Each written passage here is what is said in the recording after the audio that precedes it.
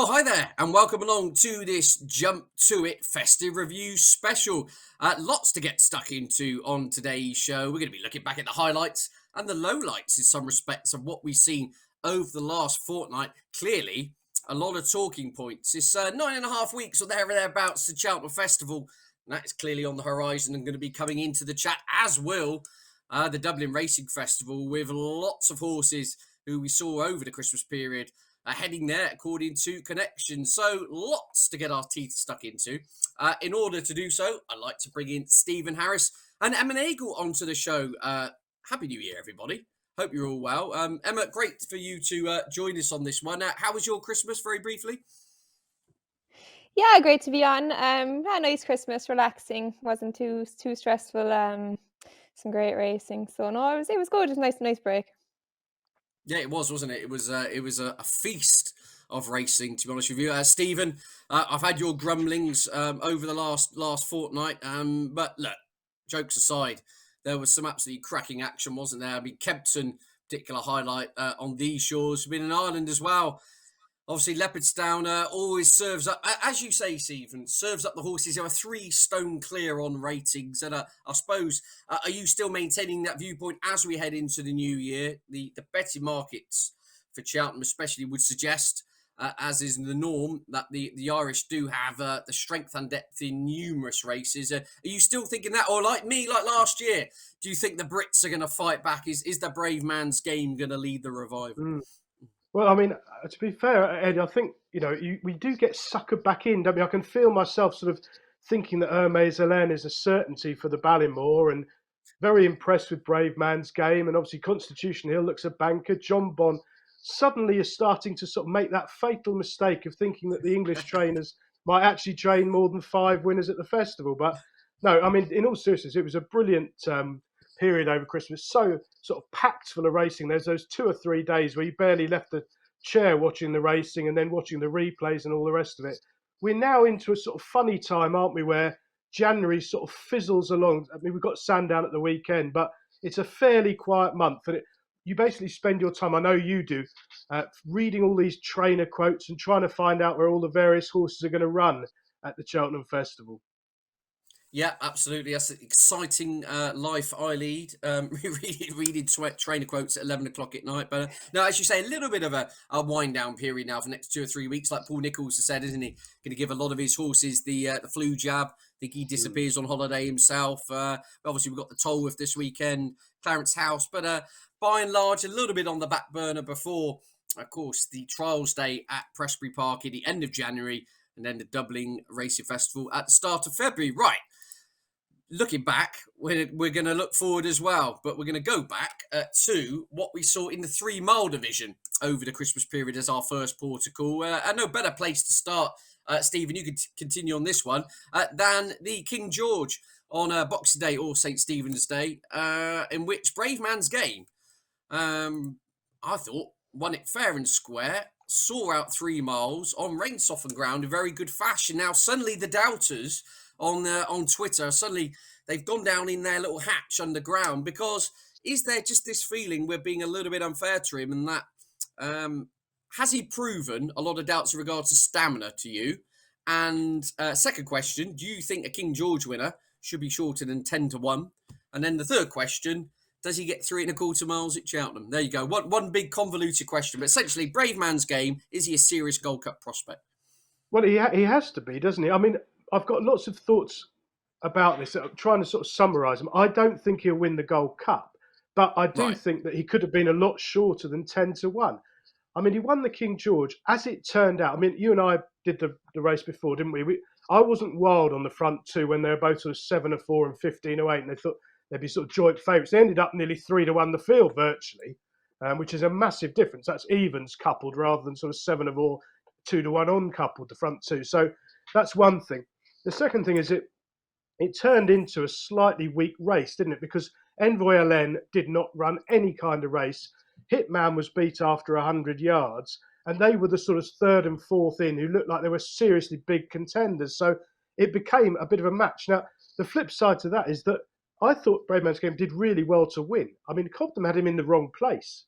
I mean, he was parked out wide on the wrong side of Lompress and got repeatedly sort of half length for over about a mile in the middle of the race. He kept getting jumped in front of by Lompress, and he stayed out there. Now, reading afterwards, I know you love these quotes and things, but apparently he doesn't like being crowded, Brave Man's Game. He needs to see He's the daylight black. at the fences. But, yeah, which, I mean, for a Gold Cup that could theoretically have a double figure field this year, or almost certainly will, I would imagine, because there's no real standout contender to scare anyone off. I think that is a concern. That being said, I mean, it was a very impressive performance. He was very strong at the finish. You'd be amazed if he didn't stay 3 mile too. He's going straight to the Gold Cup. So, Yeah. barring treading on stones at home and all the rest of it, he's going to be freshened up and trying for his.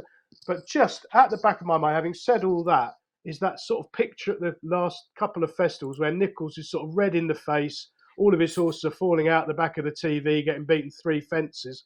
Willie Mullins, Elliott, and Henry de Bromhead dominating. I can't quite bring myself to back him, but I do think he'll probably be shorter on the day. Yeah, indeed. He's that type of horse, isn't he, Emma? I think Brave Man's Game, he's dividing opinion. I mean, where do you stand with him in terms of Brave Man's Game? I mean, there is some school of thought. I've been listening to a lot of well-respected journalists say, couldn't believe he's a bonkers price. He should be clear second favourite, if not pushing for favouritism in terms of he's an emphatic King George winner at the end of the day. It's interesting. Which side of the fence are you?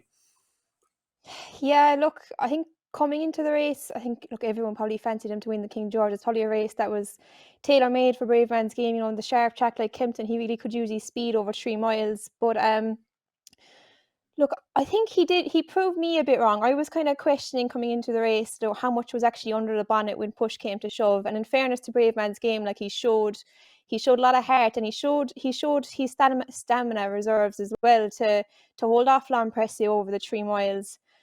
But I wouldn't be in his camp going towards the Gold Cup. Right. To be honest, I think the last King George winner to win the Gold Cup was Long Run back in 2011. In the last kind of decade, it hasn't been a race that has produced Gold Cup horses. And you look through the kind of roll of honour, they've all been kind of horses who haven't really suited the undulations at Cheltenham. I think Brave Man's Game will probably fall into that category as well. Look, it's probably a win that he's always threatened to do. He's obviously a massively talented horse, but I just don't see the Gold Cup really suiting his abilities. The undulations at Cheltenham and the real test over 3 mile 2. I just think he'll probably be caught finding at the end of it all, maybe to more of a staying type. Yeah, no, I wouldn't be fully in his camp. Look, he deserves to be the price he is. I wouldn't back him at that price, and I wouldn't back him any shorter. So it's hard for me to say he deserves to be shorter than that. But look, he was a brilliant winner. It's hard to take away from him too much. But no, I wouldn't be in his camp for the Gold Cup after that. No, interesting. Yeah, I totally get that. Respect that point of view. I suppose the other tactic is while Stephen is Harry Cobden is going to park him wide over 3.25 miles. He's going to have to stay about 3 miles 4, isn't he, to win a Gold Cup? So anyway, we go on about Brave Man's Game all day, but it'd be great to see him on the schnaff, tanking coming to 2 out, and then we'll see what's what afterwards. But look, nonetheless, he's an excellent jumper, as Paul Nichols says. He's going straight there. If the Costa del Gloucester can come out and we get a bit of sun, and he said we get decent ground for that Friday, Paul Nichols is confident he'll at least be able to travel into the home straight with a chance, and then we shall see. So that was King George. In terms of anything else in there, Emma, I mean, can Lompress, do you fancy him to turn the tables for Brave Man's Game at Cheltenham? Is there anything else in the King George at all? I mean, you mentioned Envoy Allen was inexplicably bad. I mean, the official line for Rachel Blackmore's the horse didn't enjoy jumping out of very soft, tacky ground and would prefer a better surface. Seems a back-fitted excuse personally for me. So all in all, are you putting on a line through the King George, Emma, in regards to Prestbury Park glory, shall we say? I would definitely be putting a line through Envoy Allen. I can't see him competing. Look, he probably did well to get his Grade 1 win early on in the season, and I think that's probably it for him in Grade 1 company. Unless he finds another soft one throughout the year, I wouldn't be fancying him for anything at Cheltenham, to be honest. But I think Lampresse is probably one you can take out of the race for the Gold Cup. He's short of Man's Game, which it's probably a bit much considering he was beat by him at Kempton. But I think that just the test that Cheltenham presents will probably suit a horse like Lampresse more. We saw him in his RSA win last year. He was he really appreciated the test and the soft ground that day. And I just think he's a horse who will probably improve. We saw him in the King George, and he was jumping left the whole way around, and going back left-handed at Cheltenham will suit him a lot. I think at a slower pace, it'll probably be a race that suits him more so than the fast pace in the King George, which is what probably suited Brave Man's Game, with he's kind of nimble jumping. But I think Lompresti, I definitely wouldn't be ruling him out of the Gold Cup at this stage. He's probably not my number one contender for it, but I wouldn't be surprised to see him right up in the mix when March time comes around. Okay, so in the rematch, you'd have Lompress to turn the tables of Brave Man's Game. At Cheltenham, yeah. Yep, and same question to you, Stephen. Who finishes higher up in the Gold Cup pecking order? Yeah, I mean, I can see the logic, but I can't help but think in the old days, before we sort of had Twitter and everyone, sort of all these pools of opinions coming to the forefront. But a lot of the time I agree with it or am part of, but in the old days, Lompress would have been sort of 20-1 dismissed, wouldn't he? After that tired fall at the last when about to get beaten 10 lengths by Brave Man's Game, probably. But no, he's 7-1 and Brave Man's Game is 10-1. So it's almost like the market sort of reflects that sort of thought already. So, I mean, you couldn't take 7 Lompress if your life depended on it, could you? I mean, I am quite surprised. The market is quite surprised. First of all, I think they bet diabolical on it. They're far too short. I mean, Galloping Deschamps is 7-4. Well, I mean, it'd be 7-4 on the day as long as there's at least 6 or 7 runners.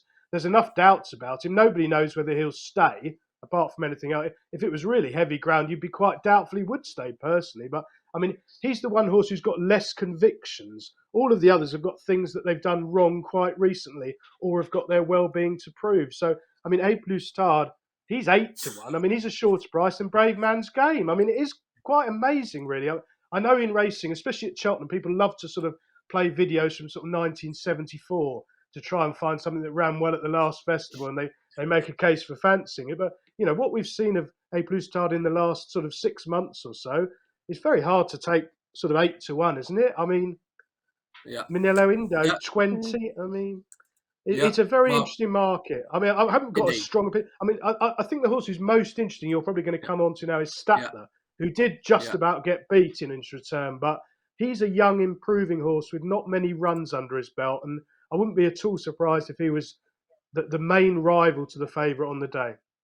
Well, interesting. Well, we'll go down that thread then. We'll move on to the Tramore race. And Minello Indo versus Statler. I watched this on the screen at Cheltenham Races. What a race that was. I mean, just as a purist, absolute thriller. I mean, the crowd were going absolutely bonkers. I was looking for you, Emma, doing on the rails, giving it some. But that was an unbelievable encounter.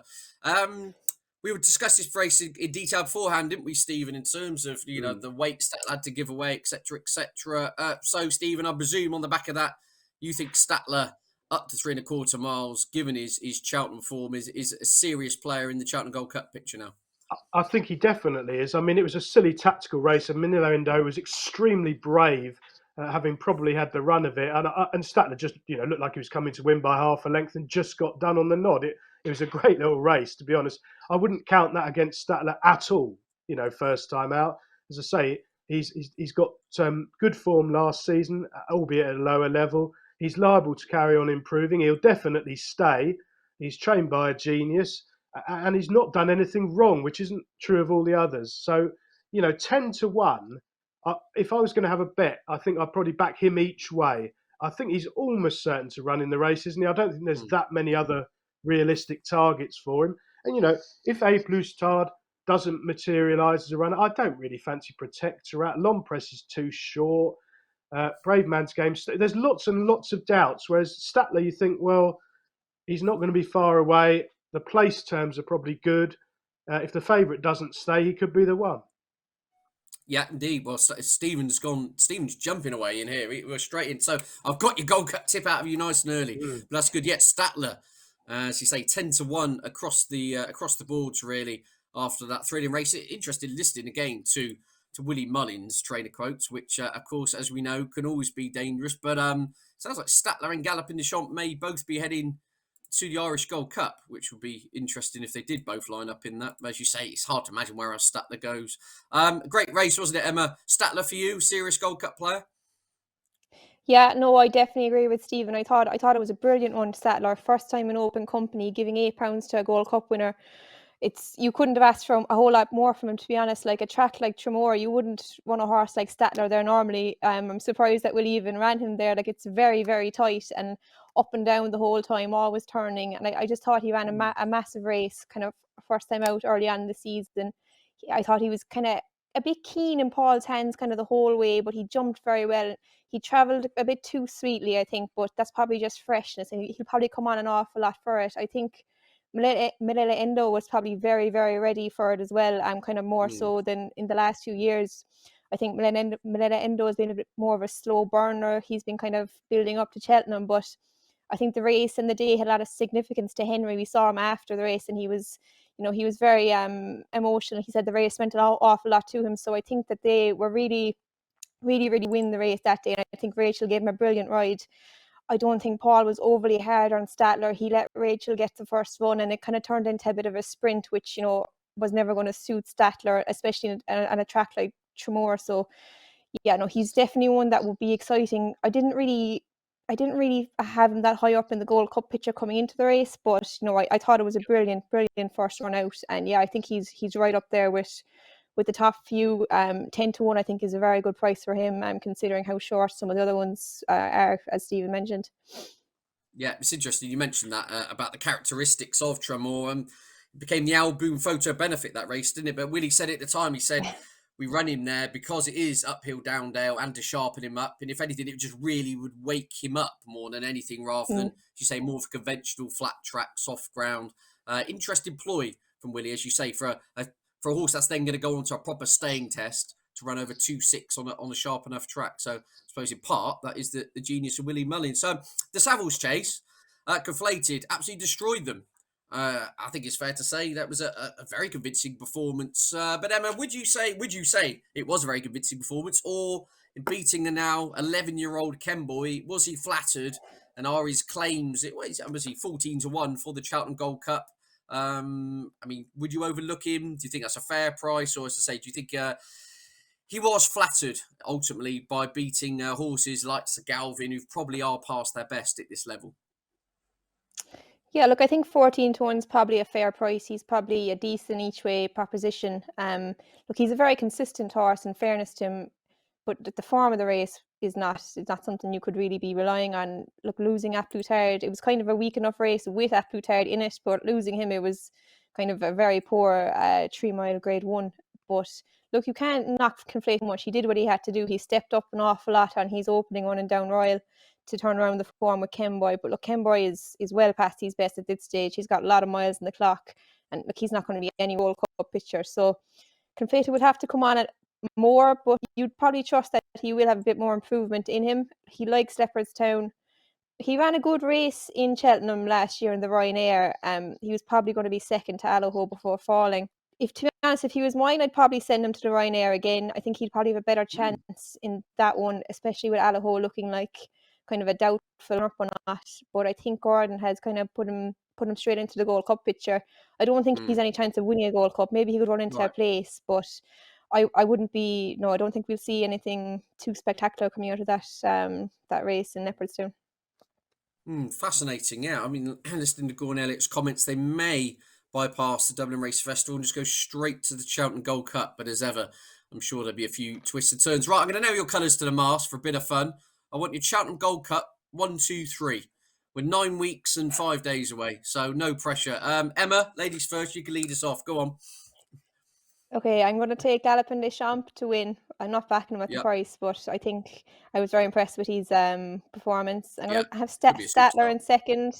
I think Statler's stout stare. And I'm going to put maybe L'Empresse third. L'Empresse third, yeah. I think that's a fair shout. I think a lot of people agree with you. I'm going with good to soft ground. I should put that proviso in. Obviously, if it came heavy, you could get some funny business. Stephen, for you? Yeah, I'll go one Statler. I actually think he is quite a good bet each way at 10-1 because, as I say, a few of them might be missing. Maybe Galopin Des Champs second and third. Noble Yates, maybe. Is he definitely going to run in the Gold Cup? That seems to be the mood music at the moment. I mean, he was incredible. We haven't spoken about him. He was really impressive on his return. I've never seen a sort of turn of foot like it for a horse who stays extreme distances. That was pretty amazing. And of course, he's trained by a genius as well. I wouldn't be at all surprised. It'd be interesting to see what price he is on the day. They're not scared of having a tilt at the ring. No, absolutely. Sounds like he heads to the Fleur de Lis chase at Lingfield in 3 weeks' time, over 2 miles 6 furlongs before heading on to the Gold Cup. I don't have a clue what's happening, to be honest with you. My heart wants Brave Man's Game. I like to see Paul Nicholls back, giving it a bit of the fist pump. Yeah, who knows? If Shishkin might end up in a Gold Cup, that'd be really exciting, wouldn't it? That get you going, Stephen, if he comes there on the bridle. But anyway. Lots to look forward to in the 3 miles chase division. Obviously, the Dublin Racing Festival coming up in, a month today, more or less, isn't it? We've got the at Presby Park on Trials Day. Of course, we've got the Cotswold Chase. I think Protectorate's lining up there. But as you say, with the likes of perhaps Conflating, especially Brave Man's Game, got horses who are heading straight to the Gold Cup. So lots to think about there. Right, we're going to move on to the Stayers Hurdle scene now. This is an absolute joke, to be honest with you, isn't it? We're betting 6-1 the field in a Grade 1, a little over 9 weeks away from the Cheltenham Festival. This is like the Equine Da Vinci Code here. They all keep beating everybody. Home by the Lee, Emma, was convincingly beaten in this race, the Stayers Hurdle 12 months ago. Now, this season, he's come out. Has he taken his form to new levels? Or is it a case that they're all just beating everybody and they're all much of a muchness? Again, I'm normally want to come on here and give real convincing opinions, but I'm scratching my head a bit. I can't quite make out what is going on, which in part, I suppose, is why we are 6-1 the field for a Grade 1. I mean, we're betting like a York 5 furlong handicap, for goodness sake. Yeah, look, I'm kind of in the same boat as you, to be honest. It's a hard one to figure out, because Home by the Lee, like if you rewatch last year's Stayers, he never even got a chance to get involved. So you'd have to question, maybe, are the rest regressing? He obviously has improved a bit, but how much he actually has improved is kind of questionable. If you look at the Jack de Bromhead at Leopardstown, the 1, 2, 3, like Flooring Porter ran well, but he didn't run with the same zest that he'd always have. Then you'd have Ashdale Bob was right up with them. He's a 150 horse. And I think Meet and Greet wasn't too far behind. I think he's only rated 142. So you'd have to question how strong the form actually was. He beat them an awful long way. Look, in fairness to the horse, he never really looks beaten this season. He was always able to pull out a bit more when he was asked at Leopardstown. But I definitely have my questions about him in the Stayers. I wouldn't be backing him at that kind of price. Definitely vulnerable to a kind of a classier horse. If there is anything in the field, it's hard to know at this stage. Kind of a lot of them are aging and getting on a bit. Maybe there's a kind of 1 or 2 newcomers to the game that we might mention later that probably he'd be vulnerable to meeting. He's obviously a good horse, but no, I think that he is kind of the real top class Grade 1 stayer. I wouldn't be fancying him for Cheltenham at this stage. He could prove me wrong again, but I'm just not totally convinced by him as of yet. Yeah, indeed. And well, it's that type of race, isn't it, Stephen? I mean, if you just go through the market, you've got Home by the Lee, said he's done nothing wrong this season, but was well held in this race 12 months ago. I mean, it's ridiculous, really. His second favourite is Blazing Cow, who hasn't been seen since medieval times. Flooring Porter's been beaten convincingly both starts this season. You start going through this is hilarious. I mean, Classical Dream is 4th favourite to win the Stayers Hurdle. He's had a setback. Marie's Rock's going straight to the mares. Buzz was on a horse ambulance not that long ago. I mean, this is a bizarre kind of race. I mean, Tahupu's got to come into the equation, I suppose. The one horse I keep coming back to, I know everyone keeps laughing, and he's old enough to smoke, but Paisley Park is 16-1, and he will run in the race, and he will stay. If the ground came up soft, I would not be shocked if he was in the equation here. But I generally do think they might all just be, you could kind of throw a blanket over all of them. I mean, do you take that view, Stephen, or do you think there is a genuine lurker in here we're totally missing who can thrust themselves over the course of the next 4 or 5 weeks into kind of a 2-1 market leader, if you like? Well, I mean, it is an absolute minefield. Then, as you said, the Now horse is Home by the Lee, who's been fairly unfancied in the market on both wins this season, but he's shown a really tenacious attitude. He's thoroughly game and genuine. He was up on the hammer throughout in Ireland over the Christmas period, and he showed the best resolution to get it done. I half have a feeling with Flooring Porter that he got such a brilliant ride when he won last year by Danny Mullins, sort of waiting in front, jumping every hurdle perfectly and quickening at the right time. And I don't think he's quite got the sort of perfect ride twice so far this season, probably at a time when he wasn't 100% fit. Maybe he's working his way back to be sort of A1 peak condition at Cheltenham in March. We know that the track really suits him, the way he's Yeah. ridden. And a bold front running ride, he could be the one to be. I think he's probably just about favourite on form in that he's done it at Cheltenham. He'll be trained for Cheltenham. You know what he's going to do. He's around 8-1, maybe 10-1. I think that's just about a fair price. The one, I mean, Champ and Paisley Park beat each other every 3 weeks in England. I don't think Champ's got an earthly. I was really disappointed with how he curled up for pressure at Kempton, having been given a soft lead, and that's something he certainly won't be getting at Cheltenham. Paisley Park hits that flat spot. He's back in winning form. I mean, you'd be slightly disappointed if he was good enough now into the veteran stage to win another one. But yeah, 20-1, 16-1. I wouldn't put you off. You're not wrong. The one I think's interesting is probably a horse who's not going to run in the race, Maxim, who I think, did we tell you? I think you mentioned him a few weeks ago. I mean, he won a handicap in Ireland. He'd gone up a stone and a half, and he won absolutely pulling a bus in Ireland over Christmas. I think he's going to go for the Potemps final, but obviously he's going to get another whack up the weights for that. He's 4-1 for that, and he's 25-1 for the Stayers non-runner no bet. Well, if he went for the Stayers hurdle, obviously it'd be a big jump in class. But let's be honest, what's it like Champ and Paisley Park? I mean, if they ran in some of these handicaps with 12 stone, I wouldn't fancy them. I mean, I wouldn't think there's that much difference between graded company and top handicaps in the Stayers division. So Maxim at 25-1, you could do worse than throw a few quid away. All of a sudden, Gordon might have 5 other plots for the Potemps by the time that comes around. So he might run him in the Stayers. He's a rapid improver. I mean, you don't see many handicaps in Ireland, one like that. I mean, it was like one they jobbed up for the festival the way he won, to be honest. So, yeah, I respect him. I'm quite surprised he's such a big price, but maybe it's more the fact that he's just not going to run in the race. Yeah, interesting thoughts from Stephen there. Yeah, Maxim, if he did kind of go down that audacious route, as you say, and didn't look at the per temps, it's that kind of race, isn't it, really? Emma, I mean, again, I was going to pick it. There's something further down the field. I flagged this up the other day on Twitter, essentially. I would go this route with Ahoy Signor. He's 33-1. This would be 1,000% where I'd be going. Because I just made the argument. I said, like, he could jump around and finish 5th in the Gold Cup.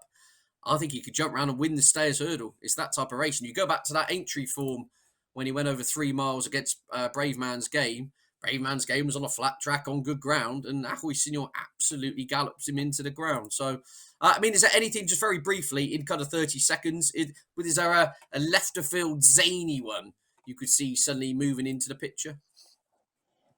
It's probably not that left of field, but I think if the ground comes up anyway soft, I think Tiupu has to have a massive chance. He's probably a really classy, up and coming younger horse, which is probably what the division is kind of crying out for at this stage. Himself and Blazing Cal, if Blazing Cal can get there in any kind of shape. But yeah, Tiupu, I think at 12-1 probably isn't a bad price. He was very classy in the Hatton's Grace, and if he can keep stepping up, if he can stay the trip, Gordon seemed keen to step him up to 3 miles. So if he shows up in the day, I'd fancy him definitely at that kind of price. Yeah, indeed. I suppose it's the question of ground dependency with him, isn't it? Gordon's always suggested soft ground is needed, but it might be he just needs a test of stamina, and the ground won't matter too much to him. Yeah, incredibly wide open looking race, I think it's fair to say, and interesting. If a few of these meet again beforehand. I mean, there is talk of Blazing Cow coming over, funny enough, to take on Paisley Park in the Cleve Hurdle. Obviously, we know Blazing Cow's got some very good form at Cheltenham, haven't we, from his novice days. That'd be an interesting route if those two clashed in 4 weeks' time. Anyway, on to the very brief section of this show. Who chases home Constitution Hill? That's how we're titling it. I mean, is it State Man? Is it Vauban? Will connections come this route with Honeysuckle? It sounds, according to Henry de Bromhead, they're going to run at the Dublin Racing Festival and make a decision afterwards in where the Supermare's target is. Emma, kicking off. I mean, Constitution Hill, I presume you think wins. Who's coming second, essentially? Let's not beat around the bush. It was a very good race in Leopardstown over Christmas. It's Sharjah's race, so I think for the two younger horses to come up and beat him so convincingly at this time of the year, Sharjah is a very very hard horse to beat, especially in Leopardstown. So I think for the two novices to come through and really kind of sweep him away, it was very impressive to me. Coming into the race, I was with Vauban. I thought he was just a devastating juvenile last year. Mm. Look, obviously, as a 4-year-old, he has it all to do against the older horses, but I thought he ran a massive race. A lot of people are saying he might turn it over with State Man, but to be honest, after watching the race, I think State Man looks just so solid. And I think he'll need to be to get anywhere into any kind of a race with Constitution Hill. I think Vauban's jumping might leave him down a small bit in the fast pace of the champion hurdle when push comes to shove. I think if Constitution Hill is pushing on, Vauban could stumble, which will take him out of the picture completely. Whereas State Man is very, very solid. He did it very easily. It's hard to say that. I think it's very hard to say if Vauban will overturn it with him because Paul didn't move an inch on. He didn't even pull out his stick on State Man. And the Yeah. smile on Paul's face afterwards, I think he was delighted with him. He was very professional. He got down jumping very well with the lead. I think he's a very solid horse to finish second behind Constitution Hill. Vauban's probably the more champion hurdly type. He's the speedier type, but I think State Man's probably just a more solid proposition. Yeah, I think a lot of people would agree with that, going in betting order, essentially. But it sounds, again, like, I will always build this up for hope, but we could get State Man against Honeysuckle at the Dublin Racing Festival, which will sort a lot of things out in the Antepost market, won't it, depending on what happens there. Stephen, look, I mean, we've been singing the praises at Constitution Hill for some time. I mean, who is the second in here? Do you think it goes, as Emma says, the market has this spot on, or do you think we are missing something here? Yeah, it looks about. I mean, I was sort of hoping to be able to back Honeysuckle each way, to be honest with you. I think she'll end up being a huge price and nobody's going to fancy her. And I thought she's been sort of downgraded and written off too prematurely after her seasonal debut. I think as she's got older, she's always idling in front. I mean, I've sort of been boring everyone for about the last 5 years, saying every time she wins, she's like 5 on. You must have the odds bet on sort of 1.05 in running because she sort of ducks left and stops a little bit in front. Now, it's not mattered a lot of the time because she's been sort of 5 lengths clear and ended up winning by sort of 3. And it's just the last 10 yards she's sort of pulling herself up. And I half think she did that on her return, but she's probably not good enough. Constitution Hill, I'm sure, will win unless Nico does something absolutely ridiculous or we got like good or faster than good ground or something miraculous happened before the festival. He really does look. He's going to be sort of in the middle of every accumulator, and you'd imagine and hope for racing's sake that he comes home alone and he really is the real deal. But maybe without the favourite, Honeysuckle might be a bit of value if she doesn't go to the mares. If she does go to the mares, then I sort of disagree with Emma a bit, mainly because I think State Man, when he won the other day in Ireland, he had the run of it. He was 6-4 on. He was the one of the 3 Mullins horses they wanted to back. He got the easy lead. He jumped well. He won very readily. Whereas Vauban was ridden cold from off the pace and never landed a blow or looked likely to.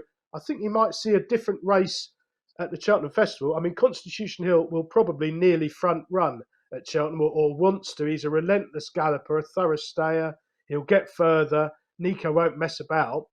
So he's probably a bit of a nose on the lead for State Man if that's the way they ride him. And Vauban could pick up the pieces sort of from off the pace from a sort of betting without perspective. But I mean, it's a fascinating race. It's probably a fascinating race to talk about rather than to bet on.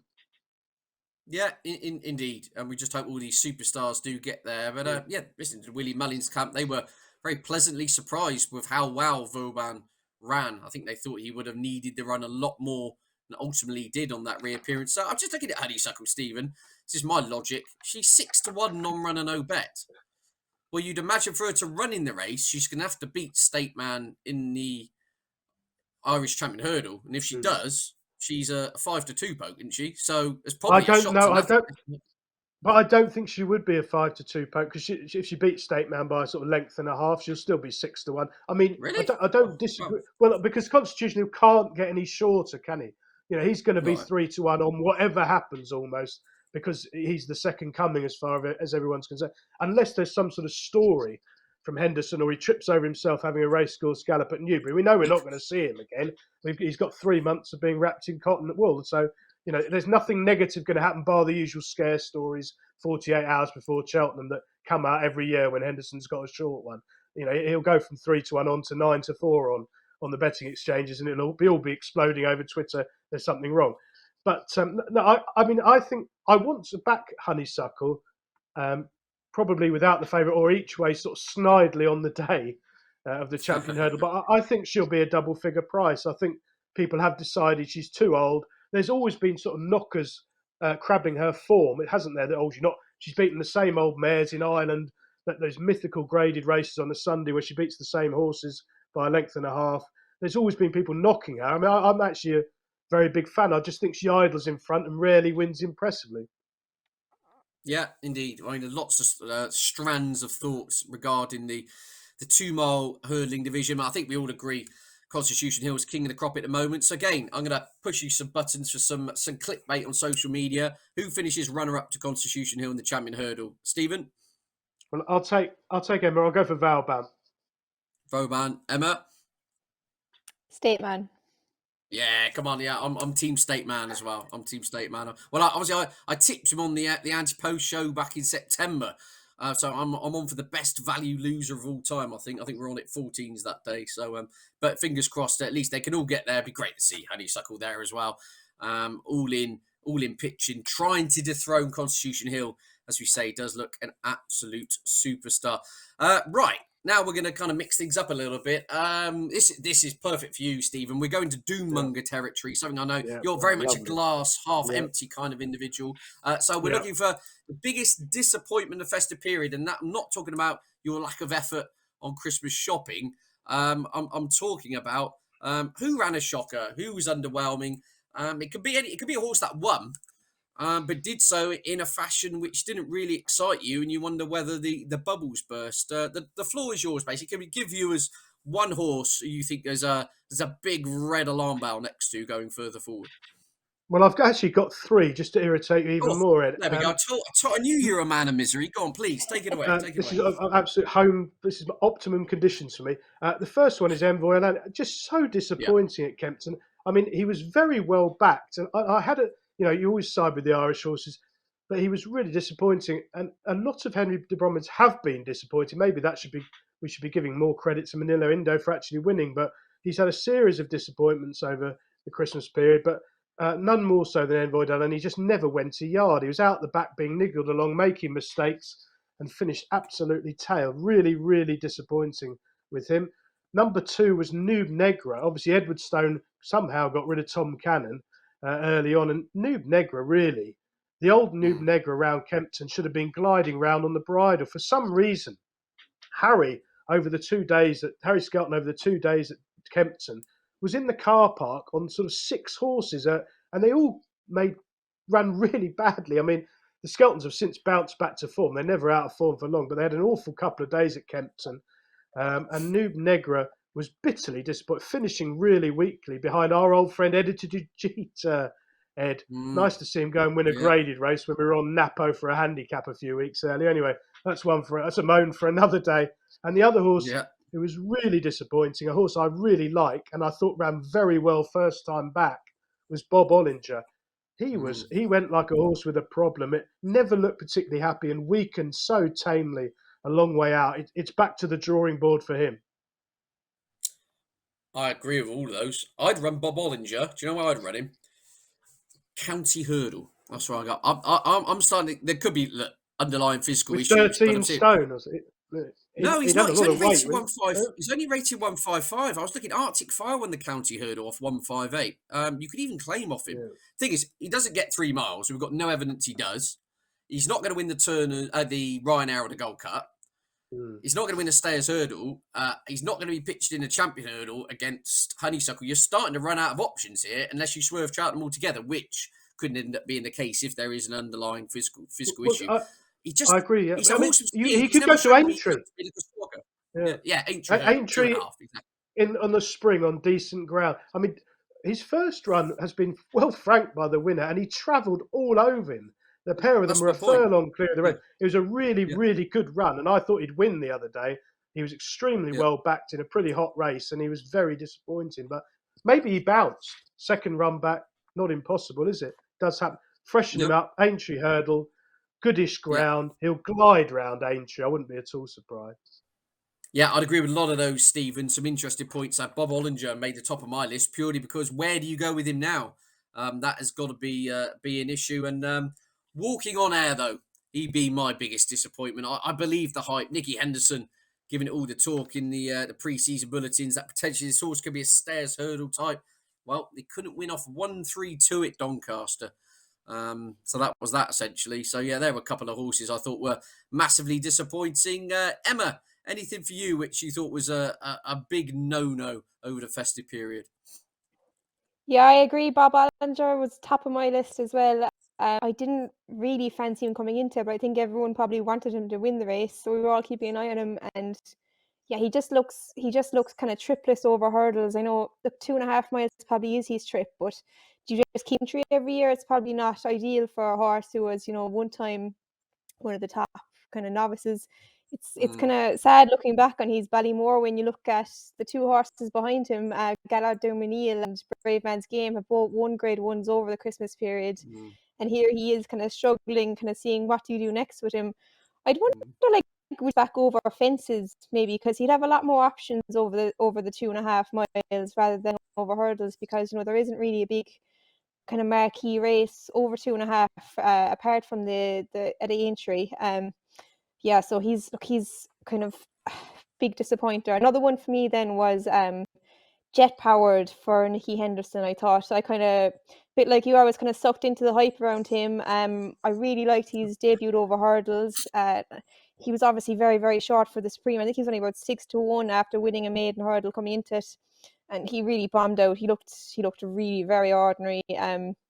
Look, in fairness, the winner was impressive, but yeah, he didn't live up to any sort of anywhere near the hype that was built mm. around him. I think he was maybe even shorter than Marie National at some stage for the Supreme, which was a bit mad. But yeah, he's another one who kind of bombed out, who was kind of taken away a bit away from the Super Cheltenham.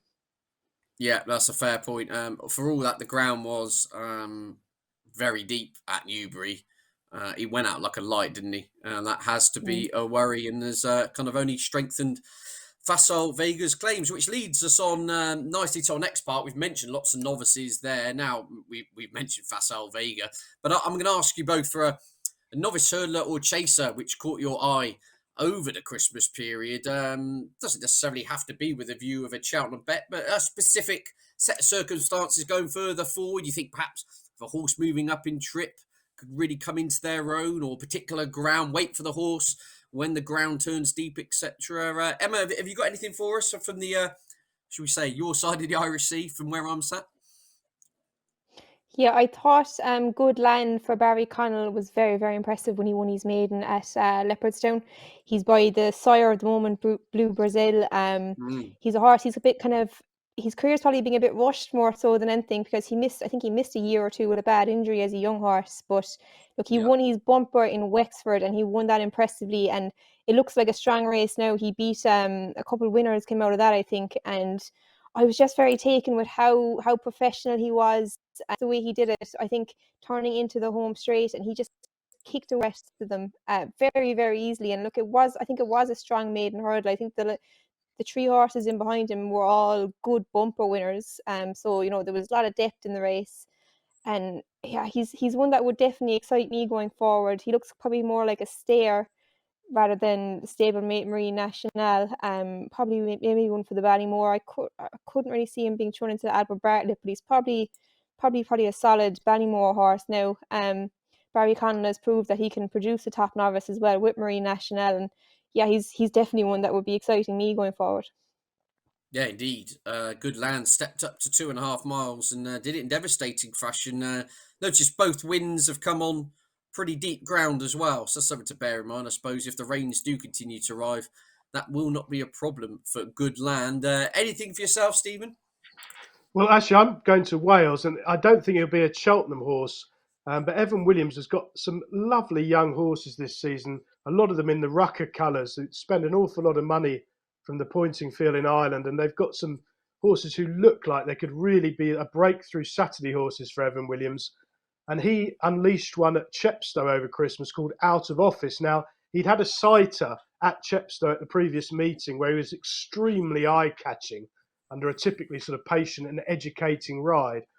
But on the Christmas meeting at Chepstow, the whole world was on. I think he was something like 9-2 in the early morning list. He ended up 7-4 putting on the exchanges, and he absolutely routed a 15-runner field with Adam Wedge, a jockey I really like, riding a much more positive race from the front, jumping superbly, stringing them out a long way out, and absolutely bounding clear with Wedge sort of sitting still from the last. So I think he could be a Grade 1 winner in the making, and hopefully he'll be a horse who we might get a reasonable price about under a penalty next time out. Indeed, keep that one in your notebooks. As you say, the Ruckers and Evan Williams, known for their great staying chasers on that ilk, no doubt will be a long-term prospect. So one to keep in your tracker there. I'm not going to give him my one yet because he's going in my anti-post bet, which is going to be our next section. The final part of this review show, we've looked back at everything we've seen over the last couple of weeks, and we have taken one of those horses each, and we're putting that further forward as an anti-post selection. It could be for Cheltenham, could be for the Grand National, could be absolutely anything. But Emma, now you're chomping at the bit here. What caught your eye, and what are you looking forward to seeing in the future?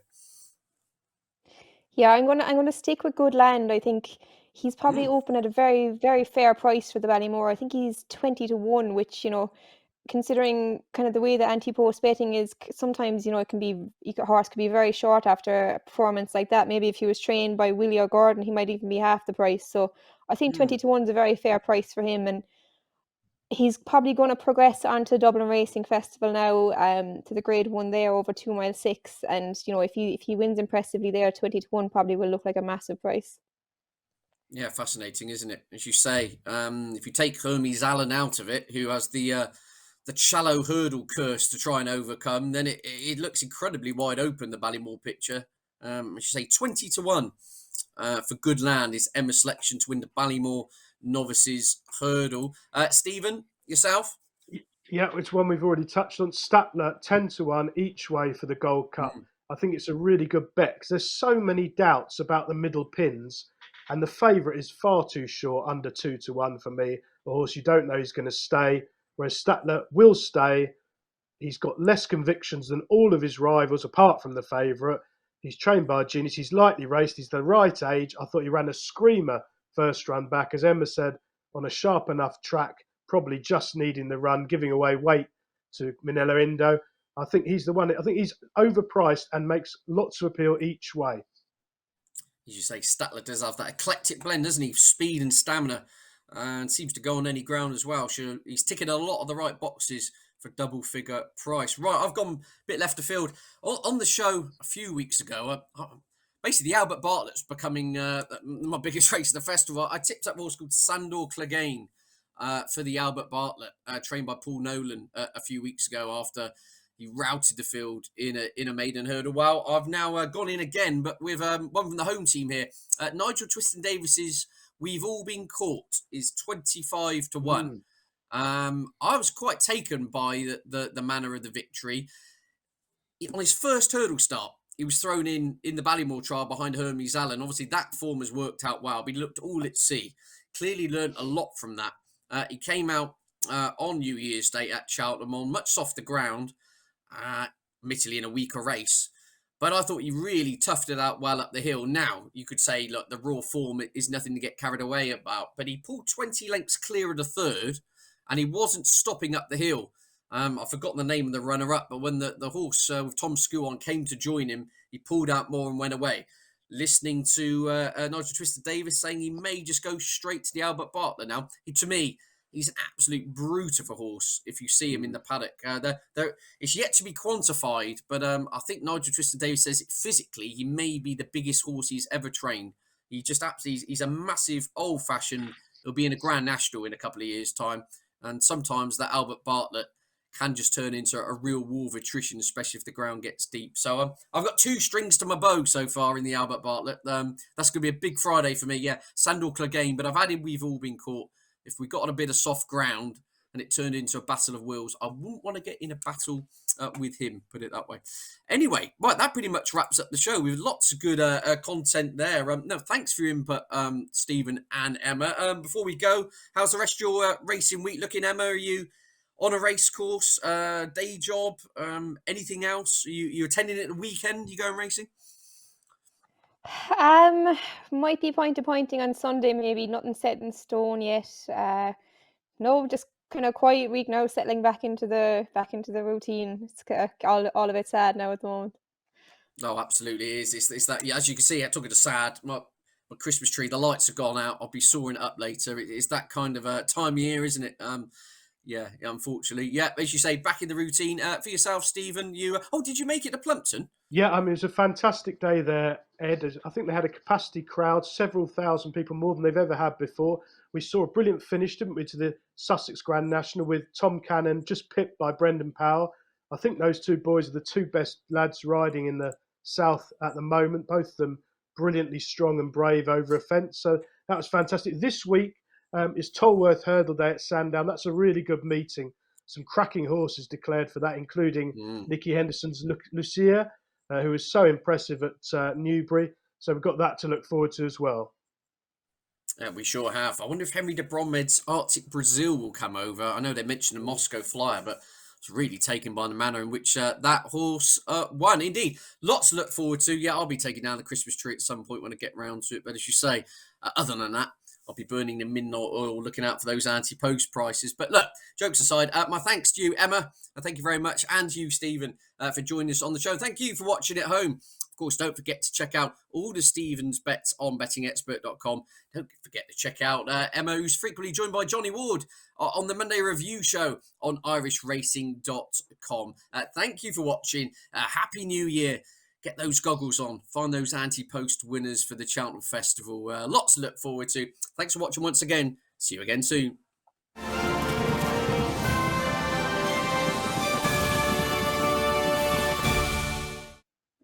Oh.